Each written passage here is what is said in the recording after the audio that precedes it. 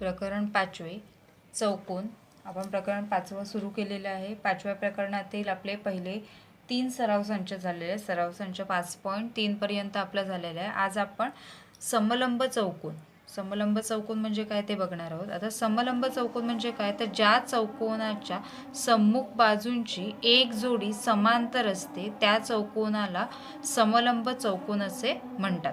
येते लक्षात. म्हणजे आता आपल्याला समजा हा ABCD हा का आहे, समजा कुठलाही एक चौकोन आहे, बरोबर. ABCD हा का आहे, कुठलाही एक जर चौकोन असेल तर त्याच्या सम्मुख बाजू म्हणजे कुठल्या, AB ला सम्मुख कुठली आहे, CD, बरोबर. बाजू AB आणि बाजू CD या दोन काय झाल्या, सम्मुख बाजू झाल्या. त्याचबरोबर AD आणि BC या सुद्धा काय आहे, सम्मुख बाजू आहे. येते लक्षात. AB आणि CD या सम्मुख बाजू झाल्या. AD आणि BC या सुद्धा काय झाल्या, सम्मुख बाजू झाल्या. आता ह्या सम्मुख बाजूंपैकी फक्त एकच जोडी, सम्मुख बाजूंची एकच जोडी काय असेल, समांतर असेल तर त्या चौकोनाला आपण काय म्हणतो, समलंब चौकोन असे म्हणतात. आता जर आकृती ABCD या बाजूमध्ये, या चौकोनामध्ये फक्त बाजू AB आणि बाजू CD किंवा बाजू DC या काय आहेत, एकमेकांना समांतर आहेत आणि बाजू AD आणि बाजू BC या एकमेकांना समांतर आहेत का, नाही. कारण की ह्या दोन्ही जर बघितल्या किंवा ह्या जर पुढे वाढवल्या तर ह्या दोन्ही बाजू काय होतात, एक किंवा ह्या दोघींमधलं जे अंतर आहे ते समान आहे का, नाही. म्हणजे ह्या दोन बाजू काय आहेत, समान नाही किंवा समांतर नाही आहेत. मग AB आणि DC या दोन बाजू काय आहेत, समांतर आहेत. म्हणजे बाजू AB समांतर बाजू DC, बरोबर. बाजू AB आणि बाजू DC या दोन बाजू कशा आहेत, समांतर आहे. मग जर या दोन बाजू समांतर असतील तर चौकोन ABCD हा काय झाला, समलंब चौकोन झाला, बरोबर. दोन बाजू समांतर आहेत त्यामुळे काय झाला, म्हणून चौकोन ABCD हा काय आहे, समलंब चौकोन आहे, बरोबर. हा काय आहे, समलंब चौकोन आहे.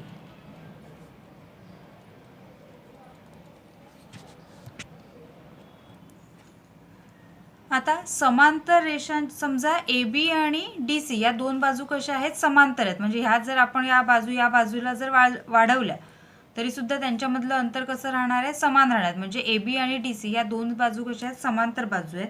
तर ह्या समांतर रेषांच्या गुणधर्मानुसार कोन A आणि कोन D ही काय आहे, लगतच्या कोनांची पूरक जोडी आहे. कोन A आणि कोन D हे काय आहेत, लगतचे कोन झाले, बरोबर. आणि लगतचे समांतर बाजूच्या ज्या लगतचे कोन असतात ते कसे असतात, पूरक असतात. पूरक कोन म्हणजे काय, तर कोन A अधिक कोन D यांची बेरीज किती येणार, 180 अंश. का, कारण पूरक कोनांची मापे, बरोबर. पूरक कोनाचे काय आहे, ते माप आहे, बरोबर. पूरक कोनाचे माप असल्यामुळे त्यांची बेरीज किती येते, 180 अंश.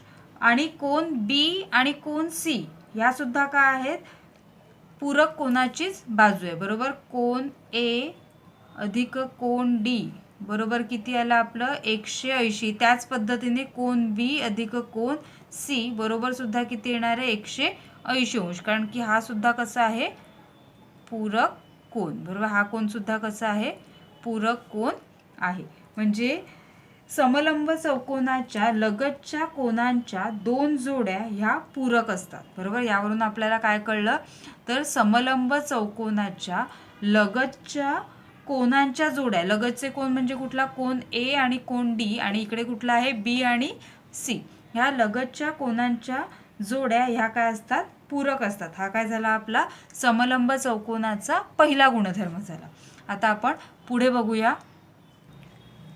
आता पुढे आपल्याला बघायचं आहे, समजा PQRS हा काय आहे, समलंब चौकोन आहे, बरोबर. आता ह्या समलंब चौकोनात PQ आणि SR या दोन्ही बाजू कशा आहेत, समांतर बाजू आहेत, बरोबर. PQ आणि SR या दोन बाजू कशा आहेत, समांतर बाजू आहेत.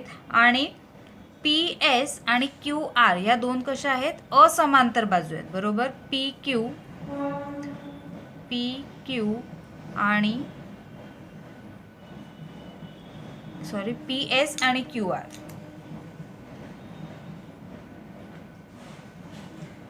PS आणि QR या काय आहेत, असमांतर बाजू आहेत. ह्या कशा बाजू आहेत, असमांतर बाजू. असमांतर बाजू म्हणजे काय, ज्या बाजू समांतर नाहीत त्या बाजूंना आपण काय म्हणतो, असमांतर बाजू.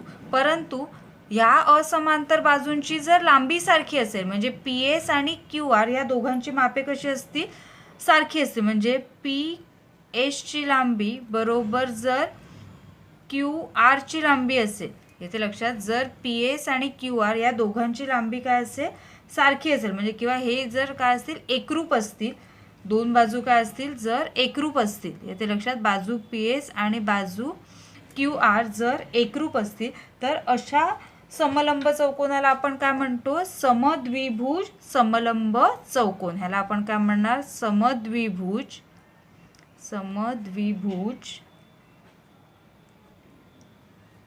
समलंब चौकोन.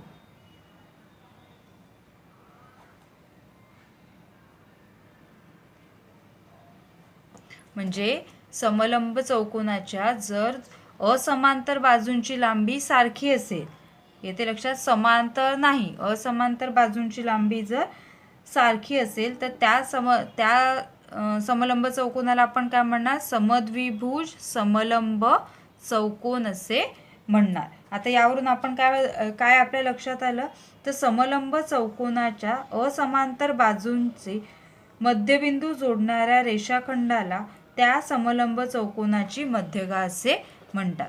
येथे लक्षात, पुढचं आपल्याला काय वाक्य हे करायचं आहे, तर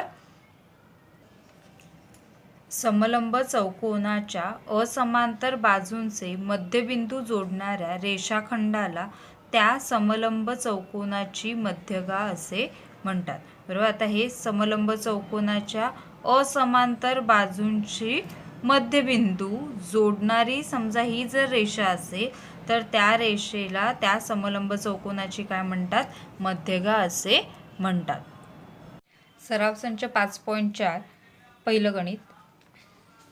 चौकोन आय जे के एल मध्ये बाजू आय जे समांतर बाजू के एल असून कोन आय बरोबर 108 अंश, कोन के बरोबर 53 अंश, तर कोन जे आणि कोन एल यांची मापे काढा. दिलेल्या माहितीवरून आपण चौकोन काढलाय आय जे के एल. हा आपण एक चौकोन काढला. कोन आयचं माप आपण 108 अंश घेतलं आणि कोन केचं माप आपण किती घेतलंय, 53 अंश. आता जर आपण आधी जशी व्याख्या बघितली, तर चौकोनाच्या समजा एकच सम्मुख बाजू जर काय असेल, समांतर असेल, तर तो चौकोन कुठला झाला, समलंब चौकोन. आता इथे बाजू आय जे आणि बाजू के एल हे दोन बाजू कशा आहेत, समांतर आहेत. म्हणजे सम्मुख बाजू कशा आहेत, सम्मुख बाजूची एकच जोडी का आहे, समांतर आहे. म्हणजे हा चौकोन कुठला झाला, समलंब चौकोन झाला. बरोबर. कुठला चौकोन झाला, समलंब चौकोन. आता आपल्याला इथे आयचं माप दिलंय, एलचं माप काढायचं आहे. बरोबर. इथे केचं माप दिलं आणि कसलं माप काढायचं आहे, जेचं माप आपल्याला काय करायचं आहे, काढायचं आहे. आता आपण जेव्हा समलंब चौकोनाचे गुणधर्म बघितले, तर त्या गुणधर्मामध्ये आपण काय बघितलं, तर समलंब चौकोनात लगतच्या कोनांच्या दोन जोड्या काय असतात, पूरक असतात. बरोबर. आपण काय बघितलं, लगतच्या कोनांच्या दोन जोड्या ह्या काय असतात, पूरक असतात. बरोबर. म्हणून आपण काय लिहिणार, कोन आय अधिक कोन एल बरोबर किती येणार, 180 अंश. बरोबर. आपण काय लिहिलं इथे पुढे, कारण का आपलं आहे पूरक कोन. बरोबर. काय आहे, 180 बेरीज काय आहे त्याची, आय अधिक एलची बेरीज काय 180 अंश आहे, कारण की हे दोन कसे आहेत, पूरक कोन आहे. कारण की हे आपण आधीच बघितलेलं आहे की समलंब चौकोनाच्या लगतच्या कोनांच्या दोन जोड्या या काय असतात, पूरक असतात. परंतु आयचं माप, कोन आय माप कोन आय बरोबर किती दिले आपल्याला, 108 अंश. बरोबर. माप कोन आय बरोबर किती दिले, 108 अंश. म्हणून 108 अधिक कोन एल बरोबर 180 अंश. बरोबर. किती आलं, 180 अंश. म्हणून कोन एल बरोबर 180 वजा 108 बरोबर किती येणार, 72 अंश. कोन एलचं माप किती आलं आपलं, 72 अंश. हे झालं आपलं कोन एलचं माप. आता आपल्याला कसलं काढायचं आहे, कोन जेचं माप. बरोबर. आता कोन इथे कोन के आणि कोन जे ह्या सुद्धा कशा आहेत, लगतचे कोन आहेत आणि लगतचे कोन कसे असतात, पूरक असतात. म्हणजे इथे सुद्धा आपण काय लिहिणार, कोन के अधिक कोन जे बरोबर सुद्धा इथे किती येणार, 180 अंश. का 180 अंश आले, कारण हे सुद्धा कसे आहेत, पूरक कोन. का पूरक कोन आहेत, कारण की आपण ते लगतचे कोन कसे असतात, पूरक असतात. परंतु कोन जेचं माप आपल्याला किती दिलं आहे, माप कोन के बरोबर आपल्याला किती दिलं आहे, 53 अंश. बरोबर. केचं माप आपल्याला किती दिलं आहे, 53 अंश. म्हणून 53 अधिक कोन जे बरोबर किती आहे, 180 अंश. म्हणून कोन जे बरोबर किती येणार, म्हणून कोन जे बरोबर 180 वजा 53. म्हणून कोन जेचं माप किती येणार, 180 मधून 53 वजा केले तर उत्तर किती येतं, 127 अंश. बरोबर. उत्तर किती आलं आपलं, 127 अंश. म्हणून यावरून आपलं उत्तर काय आलं, म्हणून उत्तर कोन जे बरोबर 127 अंश व कोन एल बरोबर 72 अंश.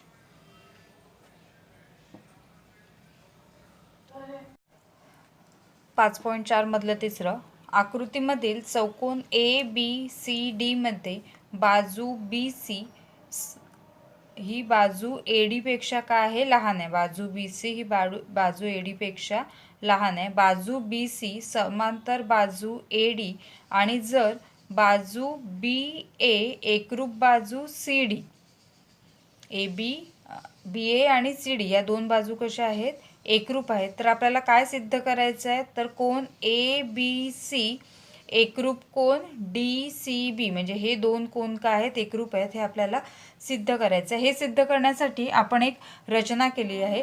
B बिंदूपासून AD वरती लंब काढलाय BM. येथे लक्षात, रेख BM हा लंब कशावर काढलाय, AD वरती काढलाय.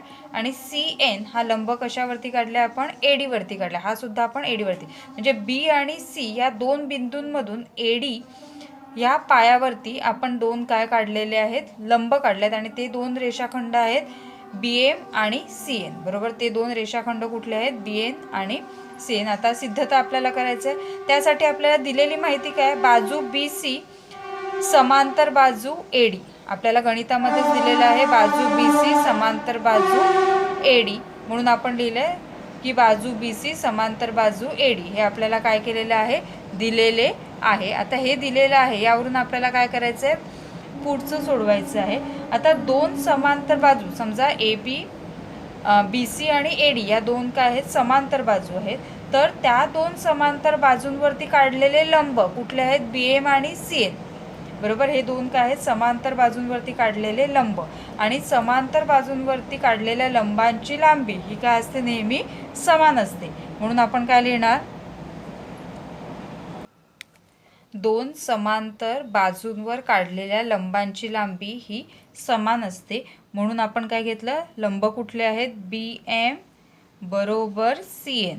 बरोबर. लंब काय आहे, BM आणि CN हे दोन काय आहेत, लंब आहेत आणि त्यांची लांबी कशी आहे, समान आहे. हे झालं आपलं विधान क्रमांक 1. तर हे काय झालं, आपलं विधान क्रमांक 1. आता ह्या लंबामुळे त्या दिलेल्या चौकोनाचे दोन त्रिकोण होतात. बरोबर. दोन त्रिकोण कुठले, पहिला त्रिकोण होतो BMA आणि दुसरा CND. दोन त्रिकोण कुठले येतात, BMA आणि CND. हे दोन्ही कसे लंब झाल्यामुळे दोन्ही त्रिकोण कसे मिळालेत, आपल्याला काटकोन त्रिकोण मिळतात. BMA हा सुद्धा काटकोन त्रिकोण आहे आणि CND हा सुद्धा काय आहे, काटकोन त्रिकोण आहे. म्हणून आपण काय लिहूया, त्रिकोण BMA BAM व त्रिकोण CDN मध्ये. बरं. या दोन त्रिकोणांमध्ये कर्ण, त्रिकोणाचे कर्ण कुठले आहेत, BA आणि CD. बरोबर. त्रिकोणाचे कर्ण कुठले आहेत, कर्ण BA एकरूप कर्ण सी डी हे आपल्याला विधान गणितामध्येच दिलेलं आहे की बाजू बी ए एकरूप बाजू सी डी, बरोबर. म्हणून हे आपण काय लिहिलं पुढे दिले आहे. त्यानंतर इकडे आपण काय लिहिलंय बी एम बरोबर सी एन, बरोबर. आपण जे समांतर लंब काढले तिथे आपण वरती काय लिहिलंय बी एम बरोबर सी एन, म्हणून आपण काय लिहिणार बाजू बी एम एकरूप बाजू सी एन. बी एम बरोबर बाजू काय आली सी एन. हे कशावरून लिहिलं तर विधान क्रमांक 1 वरून. हे कशावरून लिहिलं आपण विधान क्रमांक 1 वरून. त्यानंतर दोन्ही त्रिकोण हे काय आहेत काटकोन त्रिकोण आहेत, बरोबर. दोन्ही त्रिकोण हे काय आहेत काटकोन त्रिकोण आहेत. दोन्ही त्रिकोण काटकोन त्रिकोण असल्यामुळे कोन बी एम ए एकरूप कोन सी एन डी.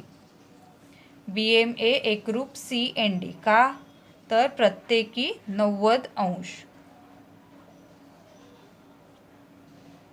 काटकोन त्रिकोण असल्यामुळे दोन्ही कोणाची मापे कशी येतात 90 अंश, कारण की ती काय केलेली आहे आपण रचना केलेली आहे, बरोबर. ती आपण काय केलेली आहे रचना केली. आता जर आपण त्रिकोणाच्या ज्या कसोट्या बघितल्या बाकाबा कसोटी, कोबाको कसोटी, कोकोको कसोटी, या कसोटीमध्ये कर्णभुजा एक कसोटी आहे, बरोबर. म्हणजे जर त्रिकोणाचा एका कोणाचं माप किती असेल 90 अंश असेल आणि त्याचा जर कर्ण किंवा कुठल्याही 3 बाजू जर सामायिक असेल तर तो त्रिकोण काय असतो एकरूप त्रिकोण असतो. मग ह्याच्यानुसार आपण त्रिकोण ह्या कसोटीनुसार म्हणजे कर्णभुजा कसोटीनुसार त्रिकोण बी एम ए एकरूप त्रिकोण सी डी एन. कुठली कसोटी वापरली इथे आपण कर्णभुजा कसोटी.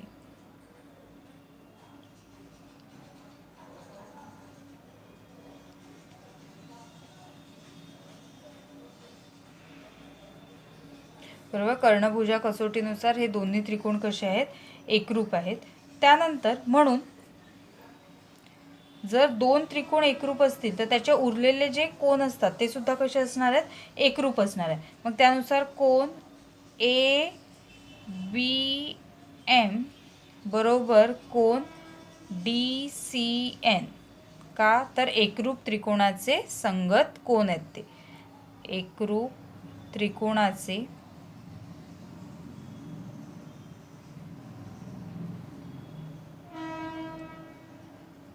संगत कोन.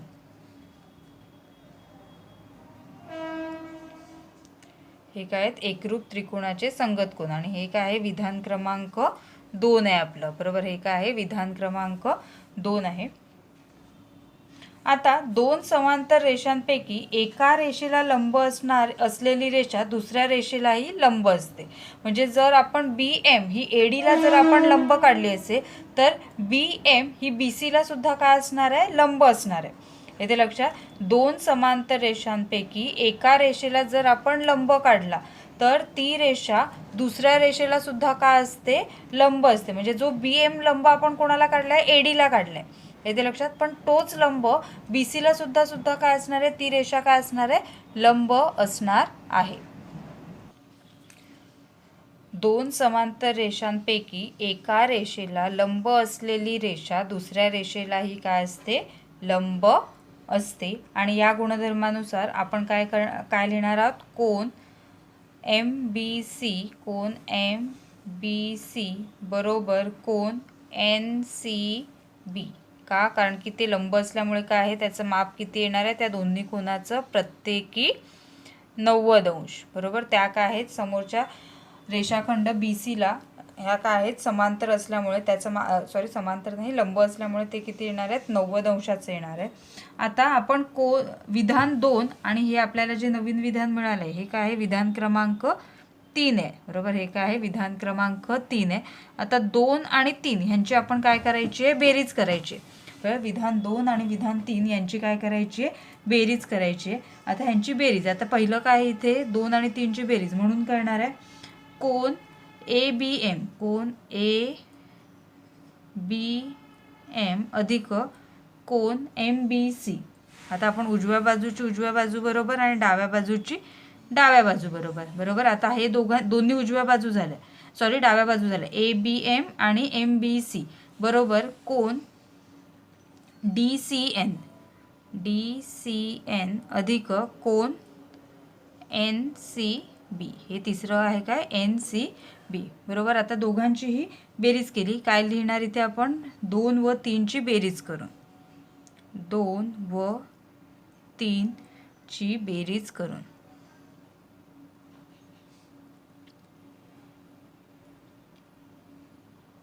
दोघांचीही आपण बेरीज केली.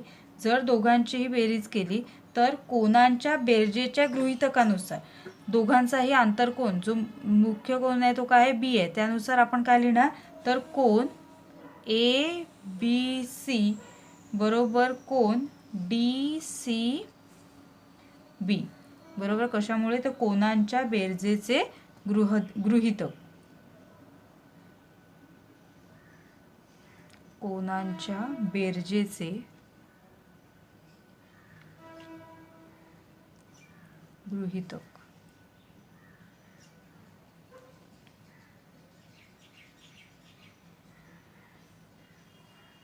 आणि जर हे कोन समान मापाचे असतात याचाच अर्थ काय झाला? तर कोन ABC एकरूप कोन DCB, जे आपलं काय आहे? साध्य होतं.